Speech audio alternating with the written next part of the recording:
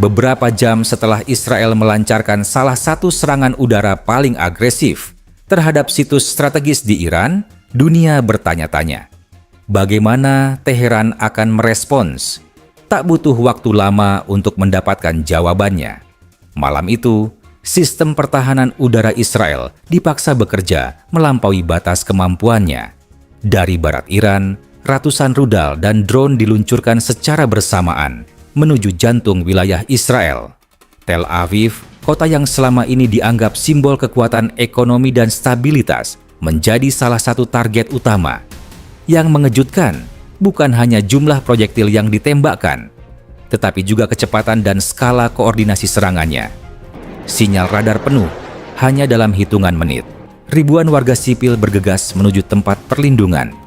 Apa yang terjadi malam itu tidak sekadar mengguncang Israel, tetapi juga mengirim pesan tajam ke dunia. Konflik ini telah memasuki babak baru.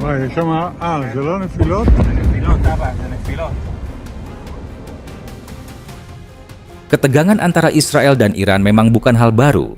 Namun, eskalasi terbaru bermula ketika Israel dengan dukungan diam-diam dari Amerika Serikat dan sekutunya meluncurkan operasi udara ke sejumlah wilayah di Iran. Fasilitas nuklir, markas militer, dan pusat komunikasi strategis menjadi sasaran.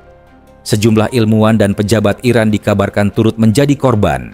Alasan yang dikemukakan, Iran diduga mempercepat pengembangan senjata nuklir.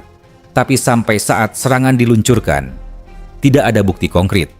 Bahkan, IAEA, Badan Nuklir Dunia, belum mengeluarkan pernyataan resmi tentang pelanggaran serius yang dilakukan Iran. Dengan kata lain, tuduhan ini tidak berdiri di atas landasan yang kuat. Banyak pengamat menyebut langkah Israel ini sebagai bentuk provokasi sepihak dan bukan upaya pencegahan. Serangan ini dilakukan tanpa persetujuan komunitas internasional. Tehran pun menyebutnya sebagai agresi terbuka dan membalasnya adalah hak mereka untuk mempertahankan kedaulatan.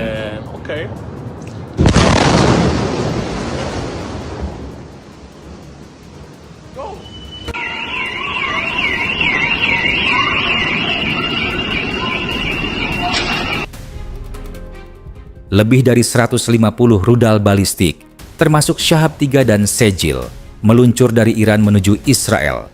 Ditambah sekitar 100 drone kamikaze dan pengintai. Semua diarahkan ke berbagai target strategis, Tel Aviv, Yerusalem, pangkalan militer Negev, dan infrastruktur di Ashdod dan Be'er Sheva. Menurut laporan sementara dari lapangan, puluhan rudal berhasil menembus pertahanan Iron Dome dan menghantam beberapa kota. Di Tel Aviv, asap mengepul dari kawasan industri dan ledakan terdengar berulang di distrik selatan kota. Sirene meraung tanpa henti. Warga berlarian menuju bunker. Di kota Ashkelon dan Netivot, sejumlah bangunan hancur.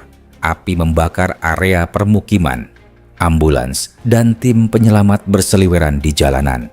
Sementara itu, di Yerusalem, dentuman beruntun dan cahaya terang di langit malam menunjukkan betapa intensnya pertempuran di udara. Meskipun sebagian besar proyektil berhasil dicegat, volume serangan yang sangat besar dan simultan membuat sistem pertahanan kewalahan.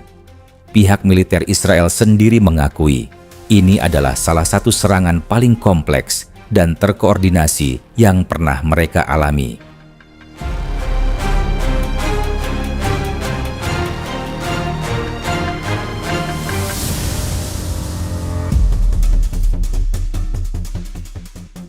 Dalam upaya merespons serangan ini, Israel mengerahkan semua sistem pertahanan udara terbaiknya, dari Iron Dome, David's Sling, hingga Arrow Trig. Sekutu Israel, Amerika Serikat, Inggris, dan Prancis juga ikut bergerak. Mereka membantu melalui deteksi satelit, radar lintas wilayah, dan beberapa aksi intersepsi di pangkalan militer Amerika Serikat di Timur Tengah. Pemerintah Israel mengklaim bahwa sekitar 80–85% rudal berhasil mereka tangkis. Ini tentu menunjukkan efektivitas sistem mereka. Namun, militer Iran menyatakan sebaliknya. Menurut klaim resmi Teheran, puluhan rudal balistik berhasil menghantam pusat komando, infrastruktur militer, hingga kawasan industri vital di Tel Aviv. Mereka bahkan merilis video serta gambar satelit yang, menurut mereka, menunjukkan kerusakan nyata di beberapa titik strategis. Sejumlah analis independen memang membenarkan adanya kerusakan besar di beberapa distrik kota, tapi hingga kini belum bisa dipastikan apakah semua itu disebabkan oleh rudal langsung atau pecahan proyektil yang dihancurkan di udara. Yang jelas, sistem pertahanan Israel tak lagi terlihat sempurna. Serangan berlapis dan simultan seperti ini berhasil mengekspos celahnya. Dan dunia kini menyadari, bahkan teknologi tercanggih pun bisa dilumpuhkan jika ditekan secara masif dan mendadak.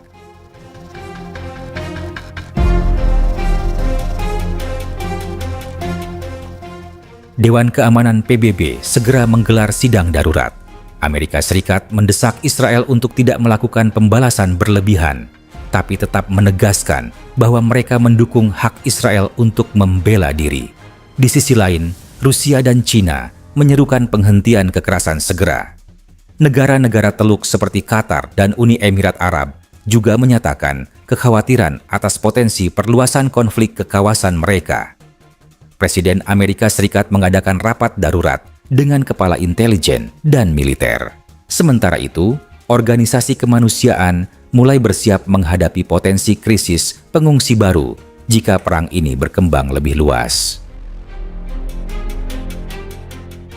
Serangan ini membuktikan satu hal penting. Iran kini memiliki kemampuan serang jarak jauh dengan akurasi dan volume yang berbahaya. Mereka mampu merancang skema serangan kompleks, memadukan drone, rudal, dan saturasi volume tinggi yang cukup untuk mengacaukan sistem pertahanan musuh. Bagi Israel, walau sebagian besar rudal berhasil dicegat, efek psikologis dan kerugian strategis tetap terasa. Dan ke depan, tekanan tidak hanya datang dari Iran, tetapi bisa juga dari Hizbullah di utara atau kelompok proksi Iran lainnya di Irak dan Suriah. Dengan kata lain, perang asimetris berteknologi tinggi sudah dimulai.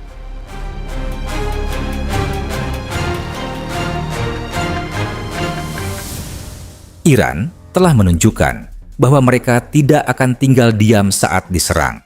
Dan Israel kini harus memutuskan apakah akan membalas lebih keras atau menarik diri ke jalur diplomasi. Dunia menahan napas, berharap bahwa langkah berikutnya bukanlah tombol peluncuran rudal berikutnya, tapi pintu ruang perundingan yang terbuka. Namun, di Timur Tengah, seperti yang sudah sering terjadi, harapan akan perdamaian terlalu sering bergantung pada siapa yang paling terakhir menembak. Video ini disajikan dengan tujuan edukasi dan informasi berdasarkan fakta dan analisis yang seimbang. Kami tidak mempromosikan kekerasan, kebencian, atau ujaran kebencian terhadap kelompok manapun.